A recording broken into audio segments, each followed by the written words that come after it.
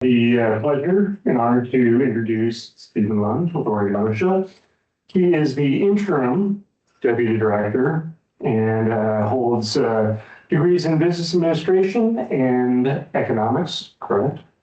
And prior to his time with the state of Oregon, he has held at least a couple positions in safety and operations in Alaska, Washington, and throughout the Pacific Northwest. So his area of focus with the state of Oregon has been on safety and operations. So with that, I would let's welcome Steve Lund to the stage.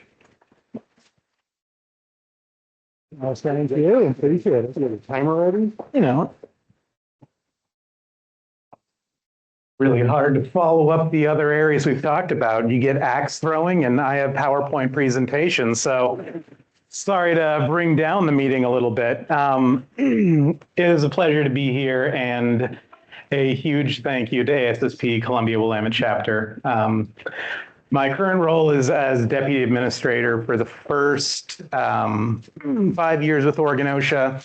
I was the administrative services manager, which meant my interaction with ASSP Columbia Willamette chapter was surrounding GOSH and the conferences team that helps put on there. And that's where I found my appreciation and sincere gratitude for everything that ASSP Columbia Willamette chapter does. This week is Construction Suicide Prevention Week, and it's Suicide Prevention Month, which had me specifically focusing on that topic and the deep appreciation I have for all of you and the connection to it. It's a very personal topic to me. My partner has been in construction for 20 years, so every day she comes home, I get the very personalized tales of the environment, the stresses, the pains people are in. And it hits home the work that we do, and I appreciate this organization. Not only are you passionate about safety to the point that safety is comfortable, your openness and willingness to touch on safety on the uncomfortable topics, mental health, suicide, because it's important, it's impactful to people. I deeply appreciate the thoughtful conversations you have, the intentionality, the passion, the drive behind safety that the individuals here have. You make an impact on the community. It is not an overstatement that there are people who are alive in Oregon today because of the drive, the efforts, the passion, the intentionality of this group. We don't have metrics on the names of the people. I don't have a slide in here that has by chapter how many people have been saved, but please know the positive work that you do, and it is a deep joy and passion of mine that I can partner with you in events. So thank you for everything that you have done. A little bit of overview of what we're going to go over today. First, we're going to touch on Oregon OSHA, some of the changes that we've had. Go over what's going on for the last full year we had, which was 24. Touch on the exciting roller coaster that is everything that federal OSHA has going on and how we're responding to that here in Oregon. Going to go over a little bit about what we're doing on the Oregon OSHA side and some upcoming rulemakings. Then if we've got time for it, some other topics that we've got going on, not touching in on the PowerPoint.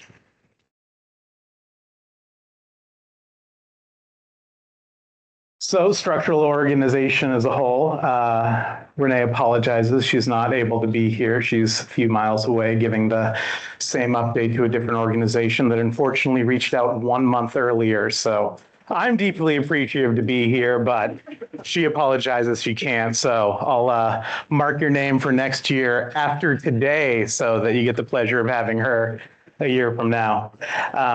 So I'm the interim deputy director, and I'm thrilled looking at this org chart 6 months after taking the job that my name only shows up in one place. I was serving as the administrative services manager, which now some of you may know, the wonderful Cheryline has taken that role, but she's also still engaged in all the conferences with all of you. And we have a new policy manager, Jennifer Stewart.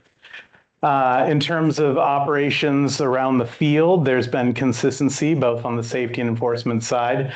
I promise this is not a pitch for options, but we've got some retirements coming up and some other structural changes. We do have a new standards and technical manager. They'll be starting on the 26th, but unfortunately, even as of this morning, I can't actually make a statement as to who that is. So sorry that there's teasers and more information to come. In terms of our structural changes, we are going to see some impactful changes just because of some operational changes we've had within the organization over the last couple of years. Back in 2023, kind of Oregon OSHA's structure changes based on some penalty legislations that passed. Senate Bill 591 took Oregon OSHA from a model of having the highest presence in the nation and the lowest penalties, where our prevention model was based on your regular interactions with Oregon OSHA and the opportunities. The bill change put our penalties in alignment with federal OSHA at the time, which they've now changed theirs, but is in difference from our language. So now we're the highest penalty state in the nation and also the highest presence in the nation.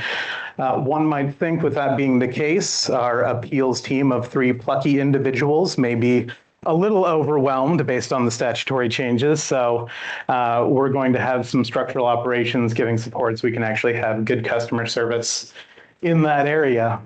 So more on that to come here over the few months, and will probably be a topic for us as we head into short session, and we'll touch on other issues that we'll get into in legislative session here in a bit.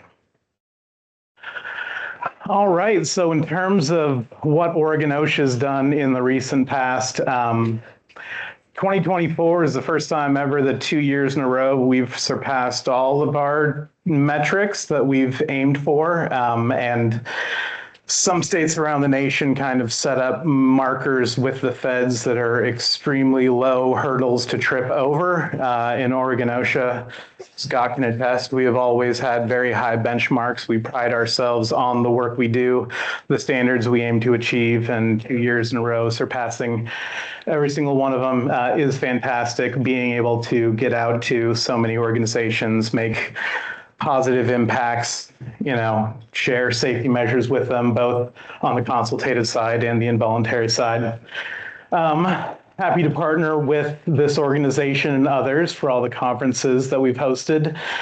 We were able to conduct our 4th annual Spanish language conference. That's the only time that Oregon OSHA actually tries to put on our own conference, and appreciation to this organization and the others. You do a much better job than we do personally, and the wonderful conference team will say we're their most challenging partners to partner with. So thank you for your graciousness, your thoughtfulness in working with them. And you do such a better job at GOSH than we actually do with our own, but really impactful to be able to get out to a group that struggles and has true barriers getting understanding and resources available to them. So while the numbers are far lower, impactful and something we're very proud to be a part of. It was supposed to be the engaging, fun, active side, and I'm sure workers' compensation premium amounts was really the part you were looking forward to. No, that is not part of the PowerPoint where we go into the metrics of how workers' premiums are calculated.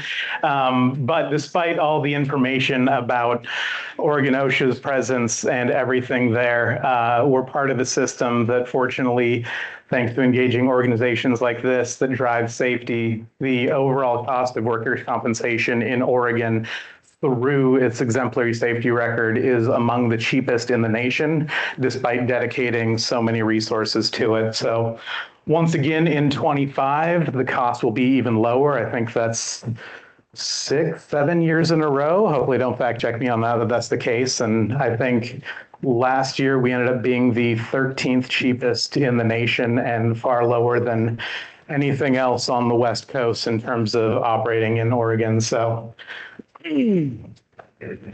on top of that, we're still working to engage with people, not just in person, but also online. Have 4 new online classes. Give a plug for our online available content. Oh, and now we do get into the graphs when they said things are amazing. what we have showing here is the DART rate over time. And we used to take this graph all the way back to Mahonia Hall days of 1990, truly showing how the investment in safety, engagement of culture, and change over time has made positive impacts in the workplace and for individuals. And the peaks ran far higher going back to 1990 and the significant changes we've had. But even going back from 2003 to now, in terms of total impact for your days away from work connected to workplace incidents, it's down 27%, but the Mahonia Hall days were far more significant than that. You have a little peak down at the end of the graph where there seems to be a spike in total days away. The connectivity of that, when you talk about the workers' compensation, Oregon during COVID made intentional different choices than the rest of the nation in terms of compensability for COVID cases, which peaks that number up. So it's not a peak to a lack of engagement in driving of safety. So thank you for all your contributions to that of being safety beacons and, driving culture throughout the state. Greatly appreciated. Oh, and after talking about DART rate, this is capturing for the same timeline fatalities across the state of Oregon. Unfortunately, it's the worst type of events that we can have. And we've had some improvement, though, changes over time over the course of 2003. We had, sadly, a sharp uptick from 2012 to 2013, going up to 42 fatalities there. One sad incident was the complete driver of all of that, just 7 poor individuals sitting on the side of the road in one car that happened to be struck by a driver on the road, and it's devastating and unfortunate. On the fatality front, in terms of the trends we're actually seeing, aside from one horrific event, please everybody buckle your seatbelt when you get back on the road and restrain yourself when you're on roofs, and far more of us will go home at the end of the day. So sad and tragic, that event, but nice to see that over time, fatalities have gone down overall when it comes to the state of Oregon. And on to the feds. I'll be a little more candid. Nobody from Federal OSHA here? No? Cool, thank you, fantastic. All right, we can have the editorialized version. So some rules that they are coming out with, and then what Oregon OSHA is going to do with them. So we have the HAZCOM rule where they're looking to adjust and change HAZCOM to match the GHS, which on its face is perfectly fine. On the state side, we haven't done much with that. They made an initial adoption back in May of last year. Then they said, oops, hold on, we're going to change and make another adoption, which they did on October 9th. And on October 9th, they also told us, oh, but wait, there's more. So as a state plan, we're required to, over a certain time, make sure we're at least as effective of them. So having our current rulemaking be asterisk, we're not going to tell you what's happening, but there's more to come. We're just going to kind of sit by the wayside to see when they finally settle with the last final rule, rather than take everyone through the process of 3 different times trying to sort going through the same thing. Worker walk-around rule. For those that don't know, this goes back to trying to settle something called the Salmon Letter, and it all relates to the rights of workers to have representation well on a job site as part of an OSHA inspection. So they proposed a rule back on April 1st of last year and were immediately sued by several states. So they gave the idea that wait till they settle the litigation, then figure it out. Completely relevant for the state of Oregon. We've actually had this established and perfectly fine and allowable in our law since our inception. So we'll sit and wait what they've got, but we have to pause until they're done being sued to say, yeah, we're just as good or better than you are in this category as well.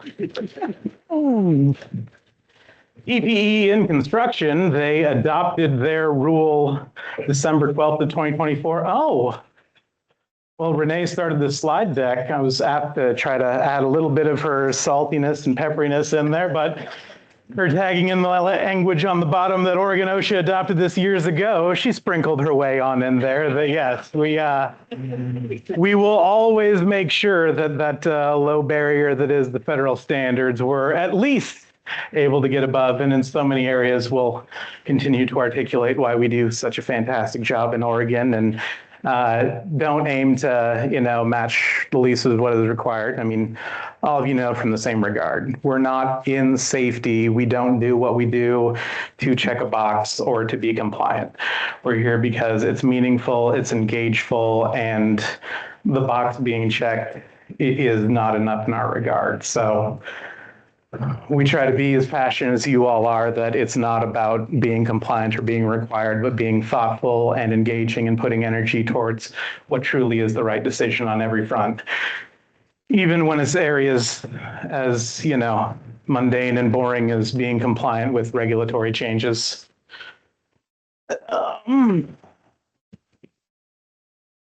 Powered industrial trucks. They're doing an update of their standing, and we're waiting to see where that shakes out, which we should see here in a couple of months.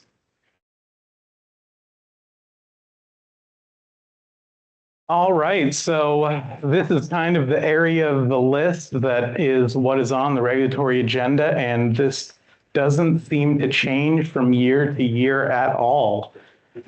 So if you've seen this meeting update for some time, a lot of this all looks to be about the same information. I'm trying to see what may have changed. Communication towers, I think, might be, and one topic was removed from this. So the landscape remains the same of what is out and on the future.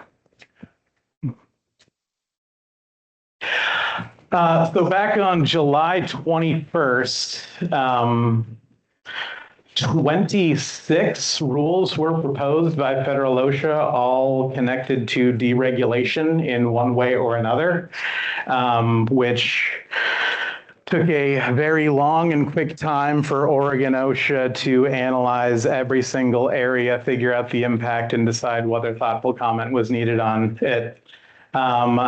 A lot of these topics that you'll see are exposures that have direct vertical rules that, there's the methylene chloride that you talked about in the last one, that have vertical prescriptive rules that are all being backed off and put into a more general rule. Fortunately, when it comes to our dynamic with federal OSHA, we're not required to match what they are. So when we see their thoughts and areas of deregulation that they're looking at, there's no obligation for the state of Oregon to do that. We don't anticipate making any changes to our rules in relation to exposures or required PPE or anything to match the tone that we see in some of these.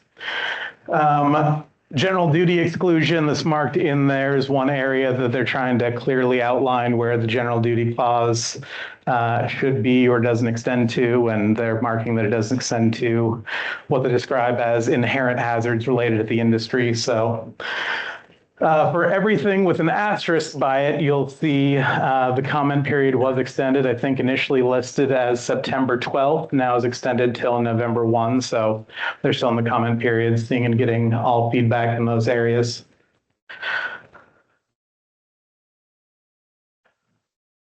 All right. And their food rule stage is still the long-term actions of what they have on the horizon. We already talked about powered industrial trucks. Workplace violence in healthcare, they have on their long-term. We're going to see when we get to the Oregon OSHA phase, that's actually going to be a short-term rulemaking area for Oregon OSHA. Coming out of this last long session that ended back in June, we had a few new laws that passed. I forget, sorry, I'll sneak ahead to get bill numbers. Or maybe I won't.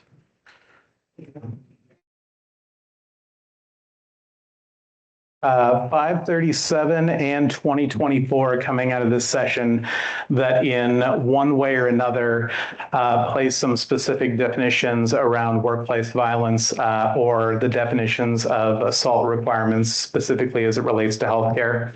Coming out of both of those bills, there's some requirements of Oregon OSHA. In some cases, annual reporting to legislature on base what we're seeing for incidents of violence in healthcare. In others, it's definitions and establishing requirements specifically in those areas. So in our short-term horizon, we'll be doing rulemaking specifically related to workplace violence in healthcare only for the topic.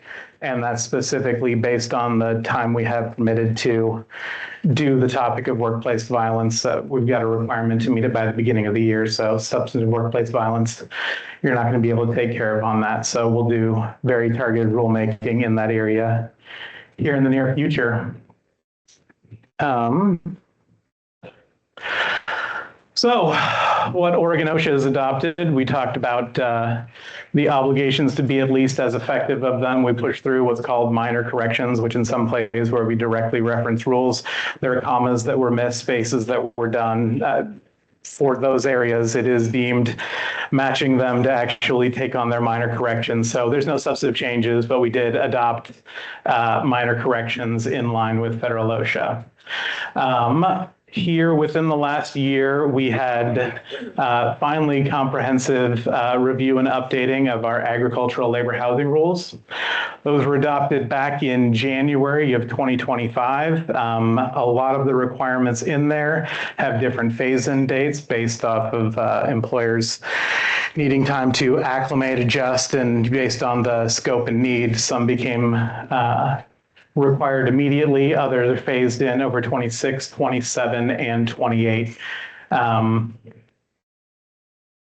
So yeah, in general, when looking at the rules though, March 31st was the default timeline on those.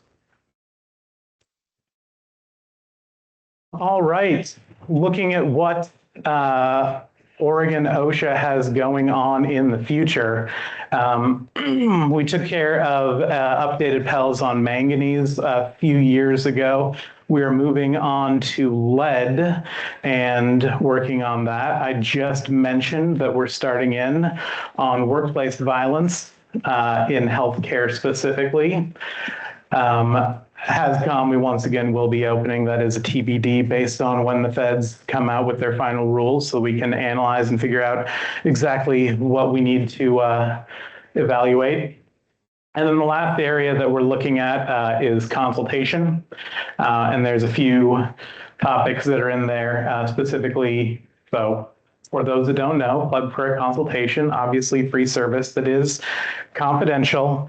One of the things in there, the confidentiality for consultation, we want to make more broad and abundant and clear in all aspects of our rule, rather than with respect to public records, having it as a subsidiary exemption in one clear area. We really want to make it abundantly clear in all areas how confidentiality works directly in the consultation program. So expanding that a little bit. The public entity aspect is one thing between us and federal OSHA. For our 4 positions that are funded by the feds, we have specific rules that those consultants need to follow. And then for all of our consultants, when public entities are getting consultations, there is required abatement for serious hazards, which we want to spell out, flesh out within our rules to have clarity and make sure it's abundantly clear and easy to understand and no one's surprised or caught by anything. Overall emphasis programs that we have. After establishing our heat rules, we've just made it a practice that on every single inspection from June 15th until September 30th, we are going to talk about the topic of heat because it has, as climate has changed, become a much bigger year every single year for Oregon. And one of the biggest things we're seeing is not the direct heat itself, but when you have new employers who are not yet acclimated to heat. So the importance of that topic, stressing it, and stressing communication on day one. For our own employees, we're expanding that education to everyone, whether you're in an air-conditioned office the entire time, you're going to be the one seeing individuals from the field coming in, and the ability to recognize the effects of heat and impact on the body has the chance to save a life. So it's one area that we have an emphasis. We've had an emphasis in falls in all industry for quite some time, and is one of the biggest causes of fatalities here in Oregon. So constant times we will have individuals on the roads, seeing people on roofs not tied off or not connected, but trenching as well. We'll make a stop and take care of education, whether voluntary on the involuntary side in the moment. Program inspections for cause is one of the changes. I talked about Senate Bill 592 and changing our penalty structure. It also established this new area. So part of the bill was anytime we have a fatality and there is a violation that is willful that contributed to that fatality, it is now absolutely mandatory within 1 calendar year of that closing, you will receive a comprehensive inspection. So the scope of our fatality inspections are directly related to the incident, but if we determine through there the employer was willful in their actions, they're absolutely going to receive a full comprehensive inspection directly within the next year connected to that violation. We have PSM and cannabis processing, which has been there for a while. SVEP, the Severe Violator Emphasis Program, is kind of in alignment with program inspections for cause. While I talked about the willfuls, we also have a significant number of repeats within a calendar timeframe, or also repeat willfuls in a timeframe that can cause it. Severe violators is an emphasis for individuals that reach thresholds based on, significant repeats or egregious acts can get them on a list that has mandatory inspections from us, or puts it on that emphasis program list. And then last is record keeping for us. We check 300s on all inspections. All right. Heading on over, we had enough time to get in there to talk to a couple other things that we've got going on. One of our focuses is actually going back to a 2019 focus. Oregon OSHA went through a project called Action 2025 back in 2019, where we took a lot of time canvassing our own staff, talking with stakeholders and saying truly what are the most impactful safety and health initiatives that we can put energy and attention to between now and 2025. Came up with a list, identified a series of topics that we had the goal starting in December of 19 that we would accomplish all of them by 2025. Some things happened shortly after December 19 that may have derailed our efforts. COVID wasn't on the list of things we came up with in the fall of 2019. So now we're once again in a position where we're recanvassing and seeing that we are in a normalized environment. Where can we re-put that attention again and maybe not take care of all 20? Fortunately, some of them we did achieve. Manganese was on there. We're working on lead. The Spanish language conference was part of those efforts. But we're re-engaging with our staff, and rather than 20 items, what specific 3 things can we take care of in the next year or so? So thoughts, input, appreciation greatly helped in there, so we can focus our efforts on making significant and impactful change in the world of safety and health in targeted areas where there can be improvement. Last bit of thing, not that many of you necessarily come into our main office very often. I think Uber and Uber Eats are the main visitors we have in our office. But if you physically send stuff to us or request stuff to us, we are physically going to be changing our building here in the near future. The legislature finally decided it's important for us to be able to use an elevator and an HVAC system at the same time. So our main office building, which I think was built in 61, 62, is going to be renovated, and they're going to take it completely down to the seal. So We'll be co-locating with the Department of Revenue, so I'm making sure all of our staff have properly taken care of all of their taxes for the near future. A little awkward if they haven't. So by March of 2026, we will be physically out of our main office building. So if that is a point of contact with you, we're still going to make sure that we get forwarding address and everything on there. But we will be located out of the Revenue building for the next 3 years and are having a lot of intentional conversations to make sure that as we move, we don't have any lapses in the customer service that we provide or the resources we have. A lot of resources available to the public. Our resource library and some of our services are directly based out of that building. And sadly, we are still far too paper dependent an organization to say it would be an easy transition without an impact on service, but we're taking the time to make sure that your impact, your interactions with us won't be significantly impacted through that process. But we'll be out of that building from 26 until about 29 when we'll move back, and we've already been told that the Department of Revenue is going to come and join us. So we'll be best buds with them for quite some time. Yeah, that's about the level of excitement we have on that reaction. All right, well, that is a brief overview of Oregon OSHA. Certainly on the screen, we've got some resources for individuals that you can directly contact. But as of right now, for what I highlighted here over the last half hour, questions, comments, concerns? Yes. I was interested in the healthcare rules, if those are going to be focused on place-based, like location-based, like clinics, hospitals, or if they'll also look at home visit elements. So that is directly defined in terms of what defines healthcare in the two bills.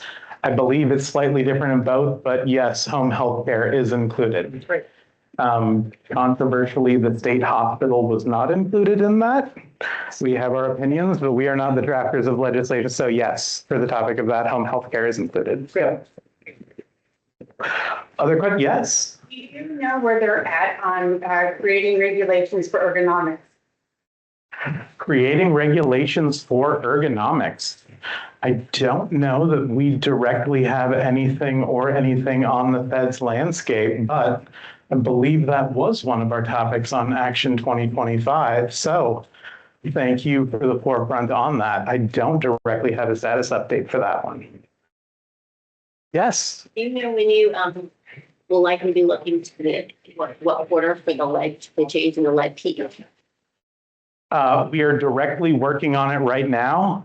Our only conflict with that, the exact same technical specialist who was working on lead is also the one on HAZCOM. So as I said, that we are in a wait and see on that, and we need to be responsive with the feds as soon as they have that implemented. I wish I had a direct time that we would be going to rule on that, but it is the resource constraint of, well, they are on the front of it right now, they may be flipped to the back. Yes. Two-part question.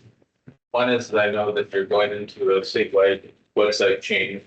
If you're gonna, Yes, we are going into a statewide website change. and it's going to impact all of your resources, so be aware of that. But one of the things in the past, you've done a great job on, like, confined space, retooling that training, bringing it modern. One of the ones I think we really need out there is supervisor training, and that one's so old that we don't have anything really modern for that. And I think it's one of our biggest gaps. I appreciate that, and apologies. I'm going to be taking notes, not texting while we're getting stuff on here. That is fantastic. Thank you for the cue up about the website change. I don't need to go into all the technical details, but we're actually doing a conversion of the underlying platform for some of our development for our website, just Oregon OSHA, not the agency as a whole.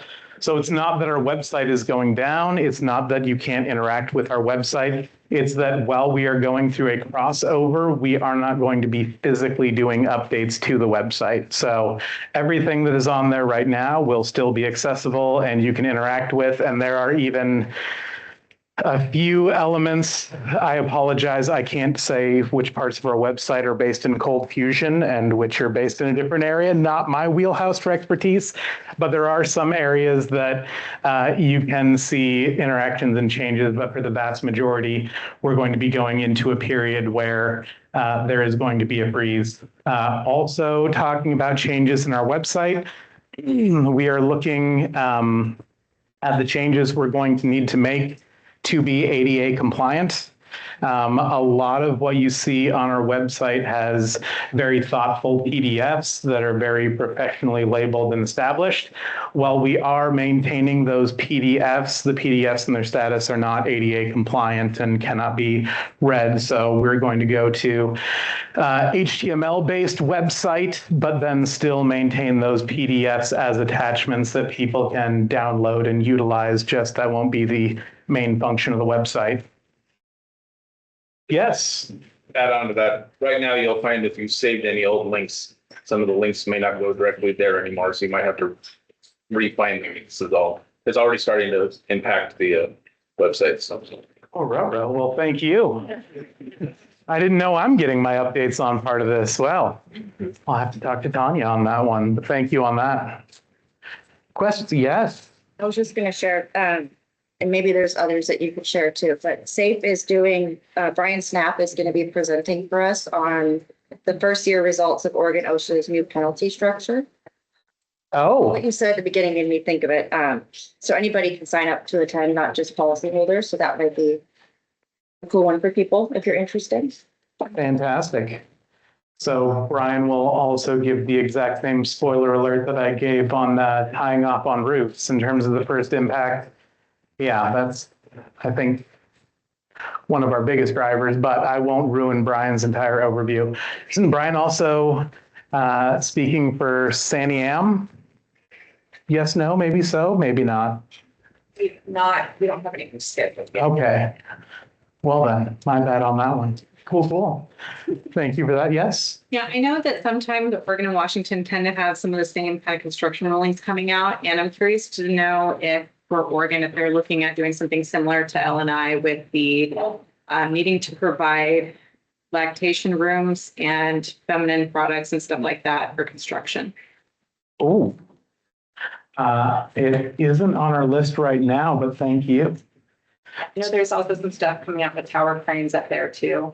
And also just the specifying the different responsibilities for, I think it's a lift director is one of them and a couple of others. So I don't know if that's something Oregon's working on too. Not directly currently, but thank you. Our general basis as we go into most rulemakings, we do like to cheat, and who knew plagiarism was allowed in the professional society? Generally, we take turns on rules, California, us, and Washington, who wants to tackle a subject. So we got heat and smoke, and everyone goes, oh, look what Oregon did. Okay, now it changes. So thank you, appreciate that on the horizon. Our baseline for when we do rulemaking is look at the states, the environment around us, see what's been done. Generally use time to evaluate the effectiveness of their rules, depending on the topic. Sometimes there's urgency and immediacy of it, and then use that as the baseline and foundation for our thoughtful application when we enter the rules. So thank you for those. Anyone else? Questions, comments? Yes. I have a question. I just want to thank you for your beautiful acknowledgement of this chapter and the work of these professionals, but also it's been possible for us to reach out to the community because of the help and posturing of Oregon OSHA as our partner. So take that back to Renee. That just a huge thank you for your matched compassion, understanding, and wherewithal to stick with us and support us in the work we do each day. Well, thank you for that. I appreciate it. And once again, a huge thank you to everyone in this room for your drive and passion and engagement in the work you do. You're the models for your organizations and a beacon for safety, so appreciate it. Was there another hand up at the same time, maybe? No? Okay. Well, I appreciate it. Thank you one and all for giving me the opportunity to be with you, and thank you again.